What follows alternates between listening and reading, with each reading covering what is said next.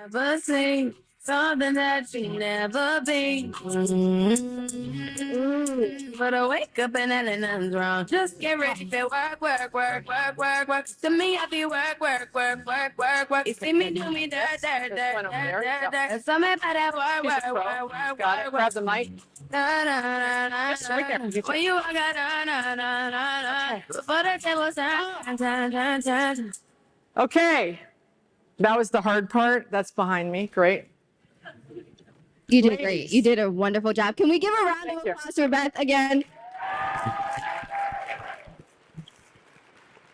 So during COVID, there was this thing that blew up called Clubhouse. And we were all at home, and I got on this thing called Clubhouse, like, what's this all about? And I found these two lovely ladies. And we found each other they too. changed my life. They changed my life. So let's talk at first about Wire first. Yeah, we found each other too on Clubhouse, which is what's I think super interesting about it. So, okay, short version, condensed version. Has everybody here heard of Clubhouse? Raise your hand if you're familiar. Okay, all right. If our voices might sound familiar to you, then if you found us on Clubhouse, but we were early adopters of the platform, the three of us, and so were a few other people here in the room. If you don't know what Clubhouse is, it's an audio platform where it's like audio chat rooms, 24-hour interactive podcast situation. Peely was early on Clubhouse, Patty as well. And I got on there. Firstly, this was my story. I was in commercial real estate. The pandemic has happened. What is everybody doing? And I found a whole community of people that I didn't know existed in the real estate space. And it wasn't long until we realized, and I'm sure you had this realization too, that it was men running this platform. And women were just getting super terrible advice.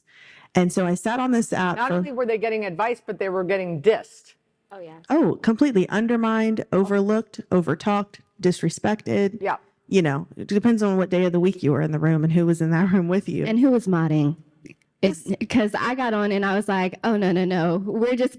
I'm just going to speak and y'all are going to listen, and I'm going to pull other women up in the room. So it really depended on where you were on the platform. Oh, 100%. And that's why, curating your own space is so important.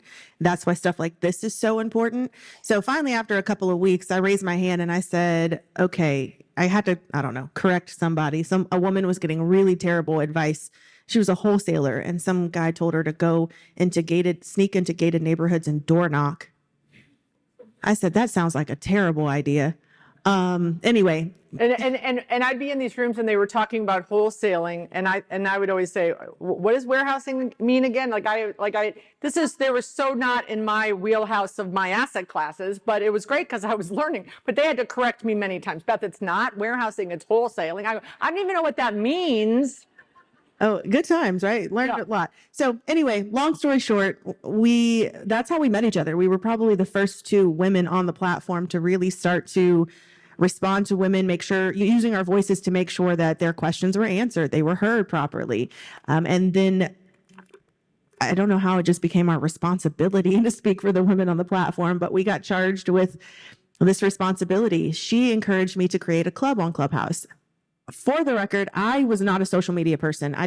My Instagram was private. My Facebook was private. First of all, I don't even know who uses Facebook anymore. I just happen to have the account.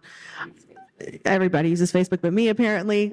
So that's not my jam. She said, you got to create the club. So we got awarded the club. This was back when you had to apply for them on Clubhouse. We got awarded the club in January of 2021 and since have amassed a following and membership count on Clubhouse of almost 70,000. 70,000. Amazing. And there's education, and networking. So we started having these regular rooms and I would jump in. And so one day I start talking about this conference. I put this far out of my memory at one point, but I remember it now. Beth had hit me up and said, "Hey, do you know any women that could speak at this?" And I said, Peely and Patty. Peely and Patty and Vina. Yes. Peely, Patty, and Vina. I said, because all of the women that you have speaking are white. She said they all look like you. And when I went back and looked at the virtual from the year before, I would say that 6 of the 8 were blonde-haired, blue-eyed people. And shame on me. I absolutely had no idea that I did that. Yeah. First of all, let's take Changed my life.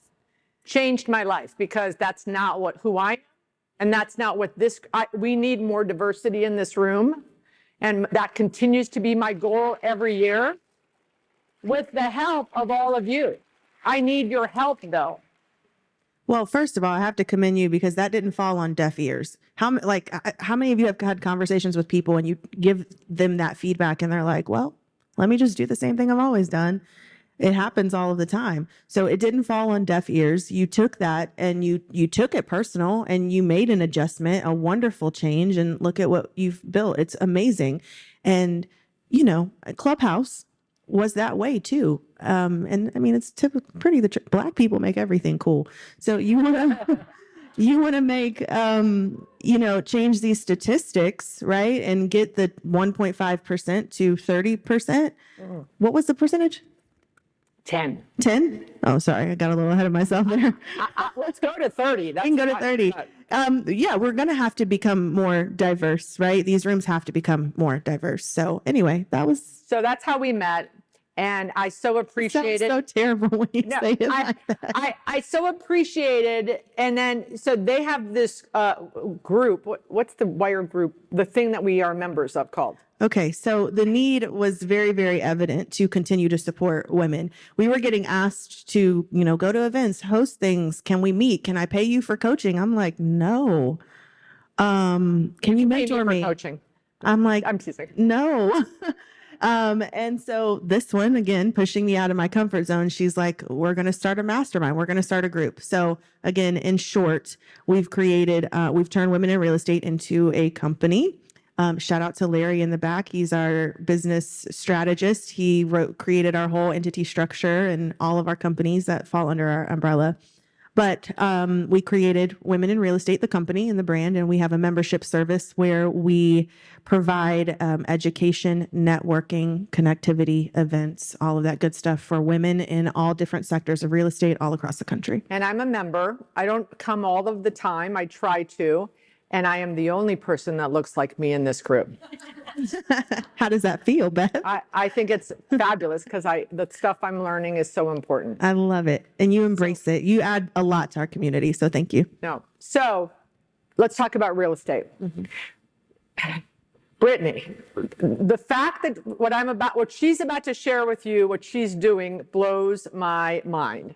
Please share with the group what you are doing currently. What exactly am I sharing? The development.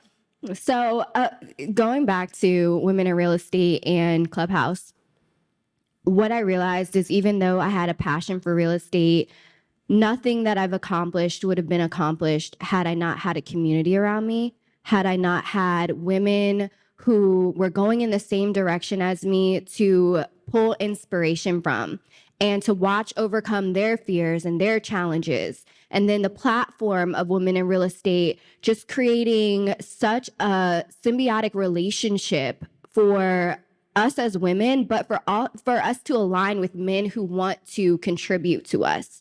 And so having this platform, we've done a million events, but we had a really interesting event in New Orleans and then in Houston, which is the Diversified Development Summit.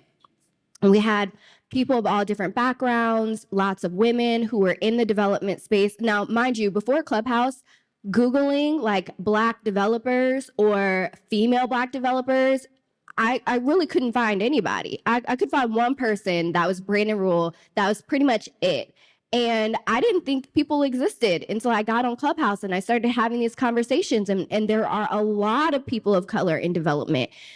And so we hosted this networking event, this educational event, this seminar, this summit, to bring that to the forefront.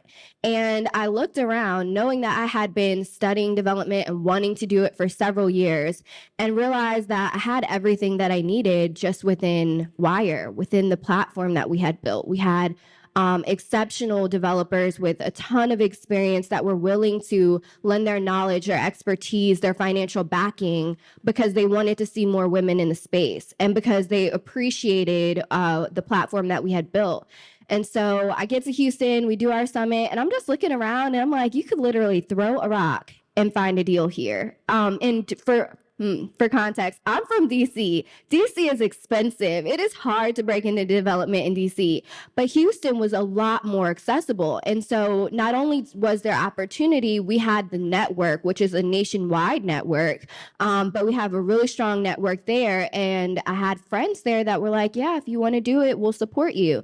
And not only with words and not only with advice, but with money. And that's kind of a trend throughout Wire, right? Because it's some of my investors came from Wire. Like women, actually, when you made those comments, I was like, I wonder how many of my investors are women, and all but one is a woman. Woo! So women will support you. Women will put up money. And honestly, we have the money to do it. We just hide it away in our savings accounts most of the time. So I get to Houston, I find a project, I'm kind of looking around. I'm actually looking on the MLS from Virginia. I find some lots that I want to look at. Christopher Senegal, he is a huge advocate for Wire, and now my business partner. I call him and I'm like, hey, will you go look at some stuff with me? He has a ton of experience. We look at some things, we pick this one lot, and the lot was overpriced. But because of my experience with Wire and understanding creative financing and understanding negotiation, we got it down to a price that would work. Long story short, we're hopefully building 2 phases. We're in phase 1 right now. We have the land for phase 1, 5 to 6 homes, and each one will have equity of $100,000. So very exciting. But what I'm most excited about is because I've been blessed with this opportunity, we're now looking at ways to get through all of our entitlements and de-risk the investment opportunity so other women, especially women of color, can buy these lots, use our construction team, and be able to get their first experience as builders and developers as well. Woo! Love it. Love it. Okay, we're going to switch gears. So we have you specifically starting us off to talk about passive versus active. And then that's going to lead us into the rest of the day, because we said last night, safe place. I had to ask Nikki Perez last year when I had $110 million worth of real estate. Could you please explain to me again exactly, because I'm not sure about amortization. Now, I'm embarrassed that I put that out there, but ask me anything about leasing and adding value. But the loan thing, the interest rates, all this stuff, and Nikki was great, and she didn't make me feel terrible and embarrassed by asking her, because we were about to get on the call with A10, and I'm like, I really want to make sure everything they asked me, I know. It's not just talk. Kara, can I? Yes. Okay. So Kara goes to interview. Kara's my intern. She's great. She's going to now go to go interview with some companies. And her brother, who's off, says, okay, when you go meet with this guy, she said, what should I talk about in the interview? And he goes, talk about cap rates. So Kara goes and she's in this interview and she goes, so what do you think about the cap rates? And the guy says to her, Kara, what is a cap rate? What do you know about cap rates? And Kara had no idea. So we should never talk about things we don't know. And I'm grateful that I have Nikki for me to call about very basic terms that, of course, I should know. And I did know kind of, but I just wanted to make sure I knew it exactly. So we want to talk about some basic things this morning before we launch, active versus passive. And we're saying active versus passive, but I think most people in the room will agree that you should have a combination of Sure. investment opportunities, both active and passive, if your lifestyle allows for that. So are you taking active or passive? Both, any, all. Well, let me give you guys just a really quick 2-second background on me, my real estate journey. I started in the fix and flip space. Has anyone here flipped a house Yeah. or project? It's not as easy as it seems, right? It's not HGTV. It's not HGTV. Trust me. So my group, we filmed a pilot for HGTV in Vegas, and they didn't pick up our show because they ended up franchising Flip or Flop and put it in other cities, and they wanted a couple instead of our group. But it's not HGTV. It's not. Listen, I've never done demo. Okay, I'm not picking up hammers. We paid people for that, but nonetheless, I have an extensive fix and flip background. I manage about $25 million of a line of credit, right? Essentially revolving credit to do single family fix and flips. We did over like 500 houses, thousands of transactions, and I helped scale this company to that size of an operation. I ended up, I got tired. I wanted to graduate to the next level. So I got into commercial real estate and became a broker at CBRE in multifamily investment sales. And that's when I relocated back home to Columbus, Ohio. So I've seen both sides of the business. And because this is Women's Real Estate Investment Summit, there are so many ways. I thought it was really important to talk about all of the different ways that you can invest and work in real estate. It's not necessarily just Beth's niche. It's not just in commercial, retail centers or multifamily. It's not just syndication. It's not just fundraising. It can look like a lot of different things. So that being said, I wanted to make sure that we clearly understood and set the tone for the day. And in my breakout session, I'm going to be taking everyone through my fix and flip pro forma and showing you guys how I fill it out. It's not as robust as like a multifamily pro forma. It's actually a very simple spreadsheet, but I'm going to show you guys how I fill that out and all of the things that you need to consider for a risky short-term investment. Anyway, that being said, I think we should maybe as a group real quick brainstorm all of the different ways to work in real estate. Wherever your interest lies, I think we should just shout it out and get it out there. Obviously, fix and flip is a way. What other ways are we interested in learning today? Underwriter. Awesome. Good. Development. Short-term rentals. Great one. RV parks. Okay. Good. Industrial as what? A broker investment as an investment? Great. What did I? Self-storage. Self-storage. What did I hear back here? Multifamily. Great. Hotels. Very good. Retail.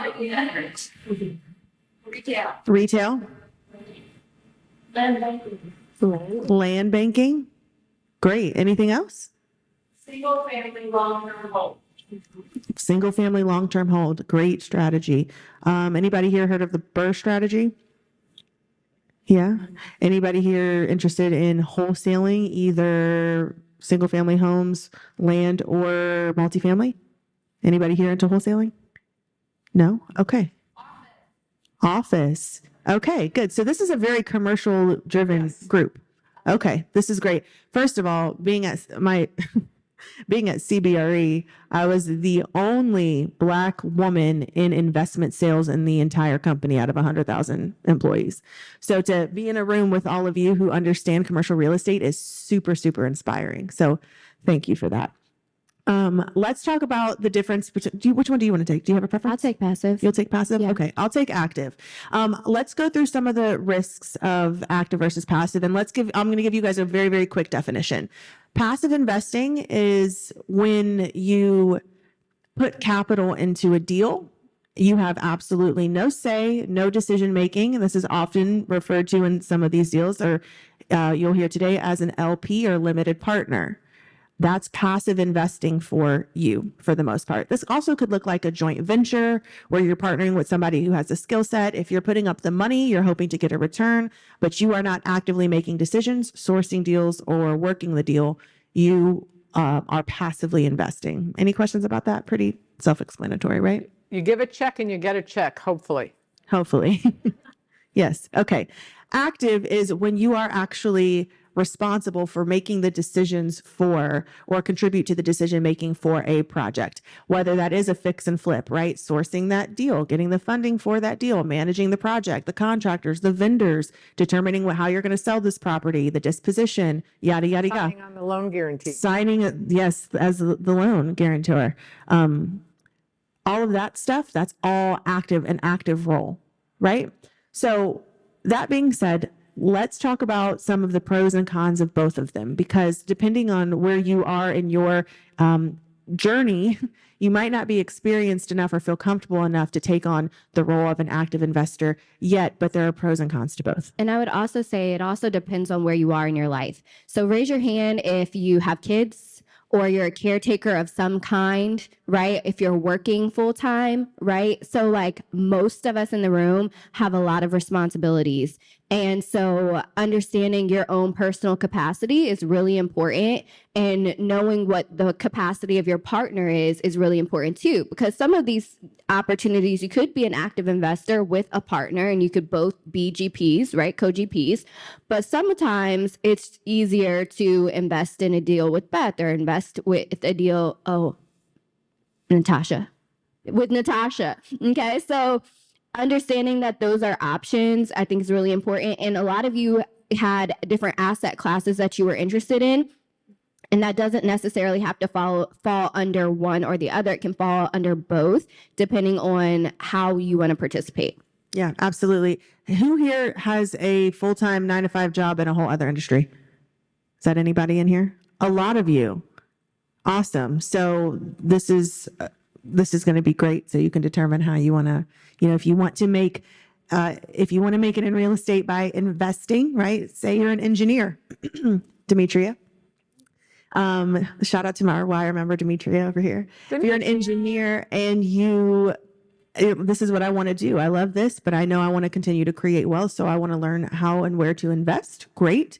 Or if you're like, screw this, I want a whole new career path. I want to work actively in this business. I want to be a syndicator like Peely and control my deals and create a whole new career for myself. That's great too. Let's talk about risks. If you think, and there's no right or wrong answer here, if you think investing passively is more risky, raise your hand. I see a couple hands. Oh. She said she's a control freak. So yes, that's more risky for her. Same, sis. Same. Okay, raise your hand if you think investing actively is more risky. Okay, I don't think everybody raised a hand, but more of you said that. Okay, great. So let's debunk that. Actively investing. Let's take fix and flip, for example. Can anybody tell me why fix and flip is risky? It can cost a lot more. Unforeseen expenses. Good. What else? Market timing. I heard some other answers. Yep. Interest rates. Underwriting could be off.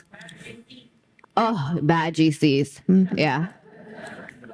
Absolutely. All of those things contribute. So I get to ask this question a lot because people watch HETV. They're like, I want to get in real estate. I want to fix and flip a house. I'm like, why? Don't do it. It's not fun. And I'm not saying don't do it. First of all, I'm saying don't do it.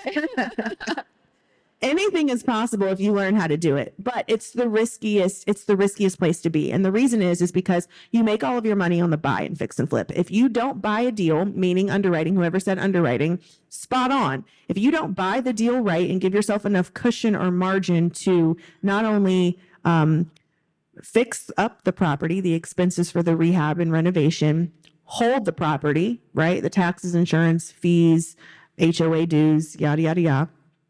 Sell the property, closing costs, commissions, concessions, and then have enough meat on the bone to make a profit, then, I mean, one bursted pipe, one unforeseen, one missed something in the inspection, and your whole deal is completely screwed. So this is why we need to know several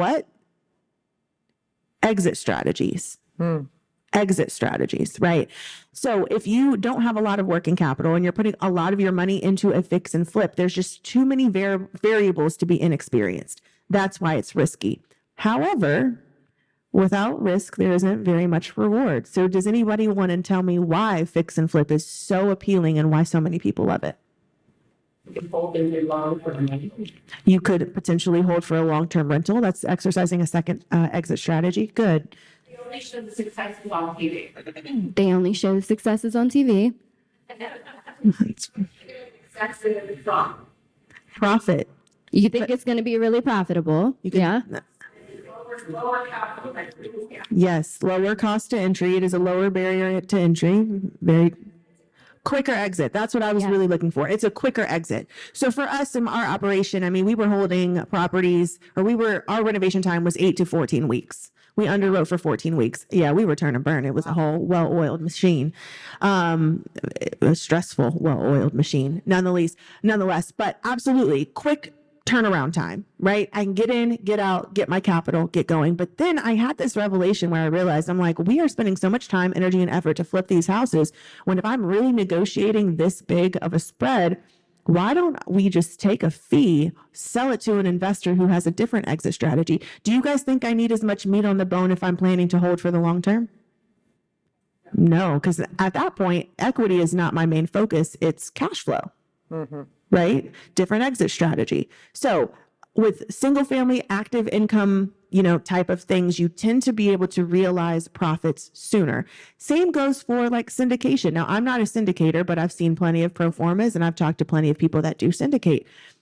Same with developers, right? Now, and Brittany can talk about this, but when you're taking an active role, there are places in which you can write in, fees. Developers make money 4 ways. Does anybody know what those 4 ways are?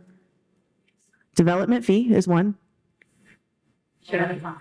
Equity, cash flow, and asset management. There are 4. So write those down. Cash flow, equity, asset management, developer fee. Those are the 4 ways developers can make money. And when you access those fees, really makes a big difference. When you close on the property, when you secure the construction loan, when you put in permanent financing, there are milestones where you can create some active income for yourself. Tend to be quicker turnarounds. And especially if as a developer or an asset manager, if you're not planning to exit for 5 or 7 years, how are you going to make money in the meantime? Do you have to wait 5 to 7 years to realize profits?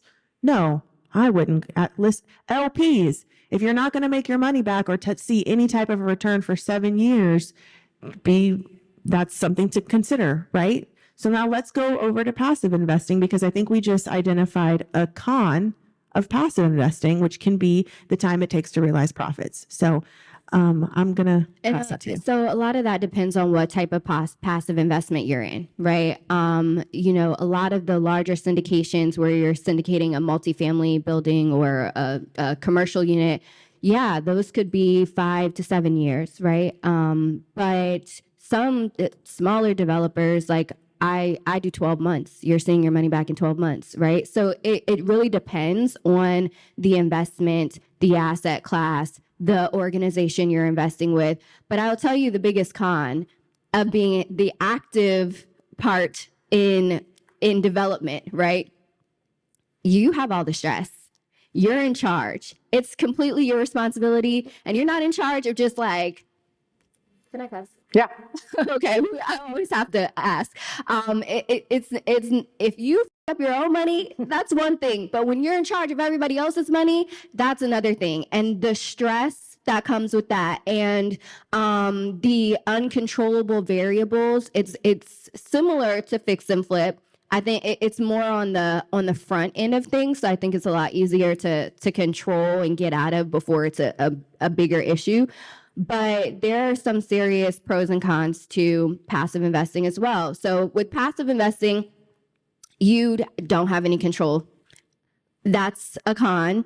but it's also a pro because you get to sit back and just watch the show happen and then collect your check at the end. Yep. And depending on how it's structured, whether it's an equity fund or a debt fund, you know, you might still be entitled to all of your returns, whether I make a profit or not.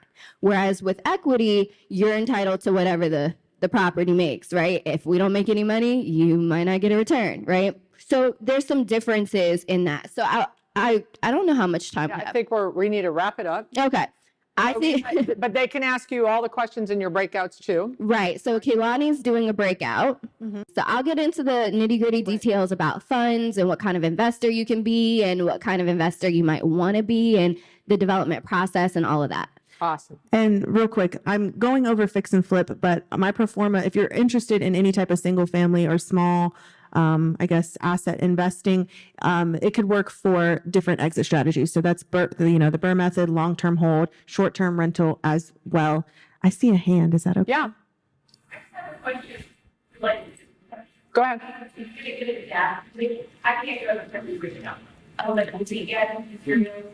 That's a good question. Let me work on that with the boss. So, how amazing are these ladies? What? Thank you. Thank you. Well, I just want to shout out some Wire members. Yes. If you're a Wire member, Wire can you members, stand up? Dimitri. That should be Beth. You need to stand up. Patty, Demetria, Nikki, Veronica, Peely, Larry.